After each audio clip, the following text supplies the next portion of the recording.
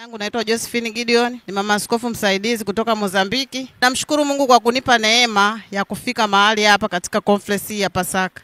Nimebarikiwa na nimejifunza mengi sana. Ni mengi ambayo nimejifunza kutoka kwa watumishi wa Mungu mbalimbali ambao walikuwa wanahudumu katika semina hii, conference hii. Ninashukuru kwa sababu nimepokea kama nilivyokuja, nimetoka kivingine kabisa. Tena namshukuru Mungu kwa kunipa neema kuwakilisha Mozambiki. Ninamshukuru Mungu kwa yote ambayo tumejifunza mahali hapa. Na watu wa Mozambiki, msikie taarifa zenu kwamba Mungu awabariki kwa kutupa kibali cha kufika tena mahali hapa kuwakilisha nchi yetu ya Mozambiki. Ninapenda tena kumshukuru Mungu kwa sababu ya wale wote Mungu aliowapa neema ya kuhudhuria katika mkutano huu. Tulikuwa ni watu wengi, watu wamepokea, watu wamebarikiwa, wagonjwa wameponwa. Ninakusihi ukaje tena wakati mwingine conference ya mwaka 2027. Usipange kukosa. Uwe pamoja nasi, ushirikiane na sisi, utaona baraka za Mungu zikikutembelea. Mungu awabariki sana. Amina.